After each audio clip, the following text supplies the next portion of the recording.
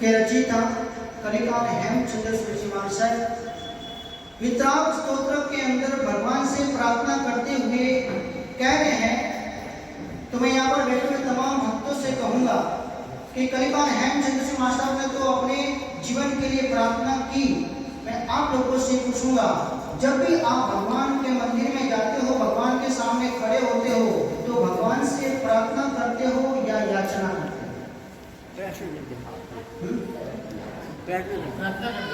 प्रार्थना प्रार्थना का अर्थ क्या होता है और याचना का अर्थ क्या होता है? प्रार्थना का अर्थ भी मांगना होता है और याचना का अर्थ भी मांगना होता है, लेकिन दोनों में जमीन आसमान का फर्क है। भगवान ने जो छोड़ा उसको मांगना वो है याचना, और भगवान ने जो प्राप्त किया उसको मांगना वो है प्रार्थना। भगवान के पास भी संसार का सुख सब कुछ था, राज था, राज वैभव था, राज रानियां थी, सब कुछ था, लेकिन उन्होंने सब कुछ छोड़ दिया। उसको मांगना उसका नाम है याचना, और भगवान ने छोड़ के जो परम सुख को प्राप्त किया उसको मांगना वो है प्रार्थना। बोलो, अपन भगवान के सामने प्रार्थना करते हैं कि याचना करते हैं? हाँ,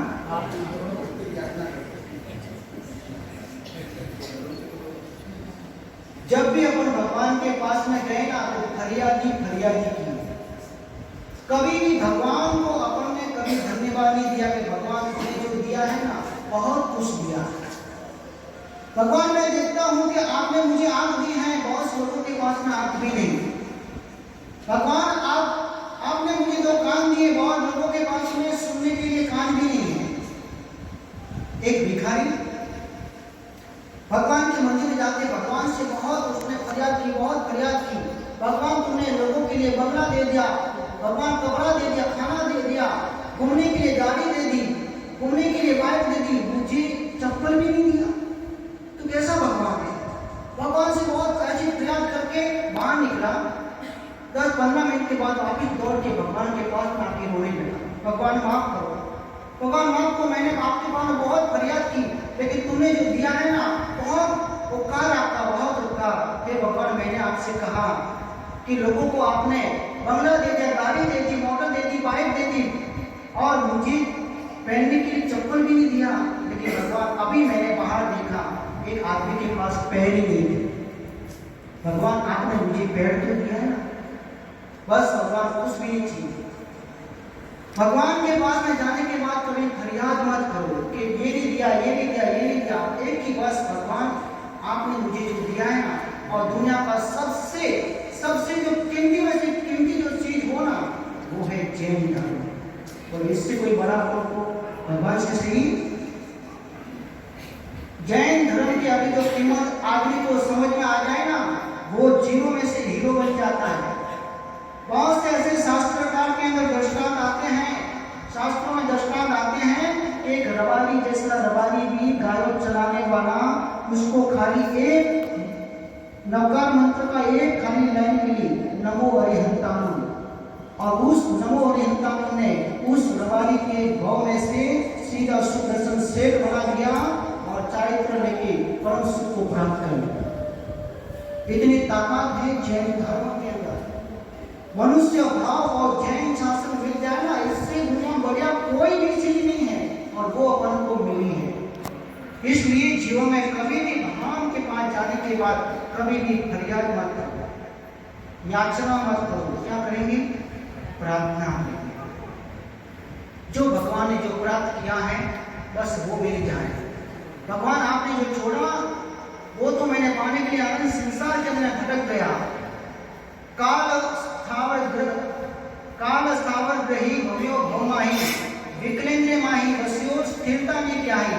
तिर्यंग पंचम देव को परमे हूँ आयो परी तू कर्म नरके कयो तुम दर्शन नहीं पायो। एम अनंत काल करी पाम्यो नर अवतार हवे जग तारे तू ही मिलियो भवजल पार। हे भगवान अब तो मुझे मिल गया है, अब मुझे कुछ नहीं चाहिए। आपको मैंने पाके मेरे संसार को अंत में ला सकता हूँ। इतनी भगवान के अंदर ताकत है जो भक्त के अंदर प्रार्थना करनी आ जाए। तो वही प्रार्थना भक्त के हृदय में क्या होनी चाहिए। यह आज का बहुत सुंदर मजे का कार्यक्रम जो में उतारना है कि भक्त के हृदय के अंदर क्या होनी चाहिए जिसके कारण अपन परम सुख को प्राप्त करें। 3 चीज बात अपन को पहले समझनी है, उसके बाद मैं 4 स्टेप के ऊपर आपको लेके जाऊंगा। 3 चीज पहले समझनी है। भगवान अपन को आकर्षण लगे हैं, भगवान अपन को आवश्यक लगे हैं या भगवान अपन को आत्मीय लगे। आत्मीय मतलब घर जा सकते आकर्षण, आवश्यक और आत्मीय, ये 3 को समझ लो। आकर्षण वो है जो पानी और भैंस का संबंध है। भैंस पानी में कब जाती है? हाँ, जब गर्मी पड़ती है तब, बरोबर ना। तो भक्त उसके जैसा नहीं है, आकर्षण के जैसा नहीं है कि जिन्हें जरूर लागे तो भगवान लेके जाए, वो भक्त नहीं है। गर्मी लगे तो वो भैंस पानी में जाए, ये आकर्षण भैंस और पानी का संबंध है। आवश्यक बगुला और पानी का संबंध है। बगुला कब जाता है? जब भूख लगती है। जब भूख नहीं होती तब नहीं जाता है। जब भूख लगती है तब आवश्यक है उसको कि नहीं जाऊंगा तो मर जाऊंगा। तो भक्त ये भी भक्त नहीं है कि उसको आवश्यक हो तब नहीं। भक्त वो है जो आत्मीय, मछली और पानी का जो संबंध है। बोलो, मछली को तुम हाथ लगाओ तो डर जाएगी, बाहर निकालो तो ऐसा भक्त का हृदय होता है। मेरो मन तुम साथे भीनो जिम जैसे मीन वसे जीव जल में। मछली के जैसा भक्त का मन होता है, मछली के जैसा उसका जीवन होता है कि मैं भगवान के बिना एक क्षण भी नहीं रह सकता हूँ, ये मेरा भाव है। तो अपना भाव कैसा होना चाहिए? आत्मीय। भगवान से कभी अपन दूर कभी नहीं जा सकते हैं, शायद दुनिया के कहीं भी कोने में चले जाए, लेकिन भगवान को हृदय में रख कर ही जाना चाहिए। मेरे आंखों में तुम, मेरे कानों में तुम, मेरे जोड़ों में तुम सब मेरे कंकण में भगवान तुम ही तुम हो। ऐसा जब आपके हृदय के अंदर जैसे अपने कपड़ा और शरीर का संबंध होना, वैसा भक्त का भी चमड़ी और आत्मा का ऐसा अपना संबंध होना चाहिए। जैसे ही आत्मा बाहर निकल जाती है और शरीर बढ़ जाता है, ऐसा भक्त का हृदय होना चाहिए। कलिकाल हेमचंद मानसर भगवान से प्रार्थना की कि हे भगवान, लोग कहते हैं कि तू मेरे दिल में, तू मेरे दिल में, लेकिन मुझे कैसे मालूम पड़े आप मेरे दिल में हो? ऐसा मुझे अनुभव कब होगा? तब 4 स्टेप की बात आती है कि आपके हृदय के अंदर भगवान बसे हैं। उसके लिए सबसे पहले आपके जीवन में तड़प चाहिए। नीचे से देखिए, तड़प।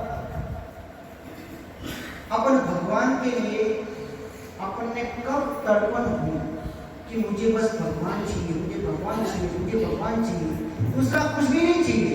ऐसी तड़प अपन को कब मन के अंदर पैदा हुई? जब भी अपन गाड़ी के अंदर सफर करते हैं, 100-200 किलोमीटर जर्नी काटने के बाद अपन को मुकाम याद आता है। अपना मुकाम आए। होता है ना, हम भी जब बिहार करते हैं तो 15, 20, 25 किलोमीटर चलने के बाद हमको भी मुकाम का याद आता है कि कब उपासना आए। और भक्त को जन्म मरण के इस संसार के चक्र के अंदर जन्म मरण के कब मेरा छुटकारा होगा, तब उसको मोक्ष की याद आती है, तब जाके भगवान का वो ये होती है तड़प। एक बार परमात्मा के लिए तड़प जग जाए ना, बस भगवान आपसे दूर नहीं।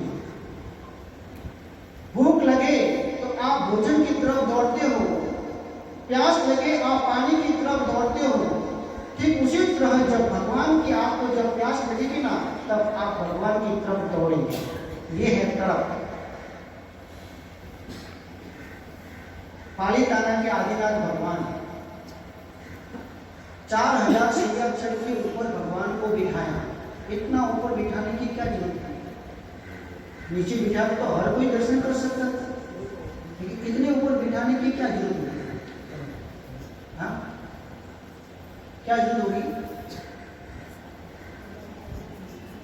नीचे बिठा दिए होते तो हर कोई लूला लंगड़ा भी जाके उधर जाके दर्शन कर लेता, लेकिन इतने ऊपर भगवान आदिनाथ को बिठाने की क्या जरूरत है? बस भक्त के हृदय में है ना भगवान के मिलने की तड़प जगी। आप देखो, आप पालीताना गए होंगे, लगभग यहाँ से बैठे हुए सभी गए होंगे। जैसे आप पालीताना जाने का मन होता है तो बस दादा से मिलना है, दादा से मिलना है, होता है ना।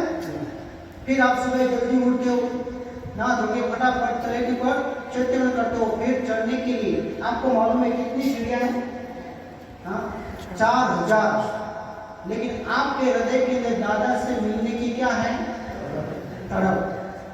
तो देखो, आप लोग जब ऊपर चढ़ते हो ना, दादा दादा दादा दादा करते ऊपर चलते हो, और जैसे ही दर्शन पूजा होता है नीचे उतरते भाता भाता करके भाते खाते हैं। तो ये जब हम भाता खाते में जाते हैं, लोगों को देखते हैं ना, तो इसको दादा की तरफ लेके भाते खाते की तरफ नहीं।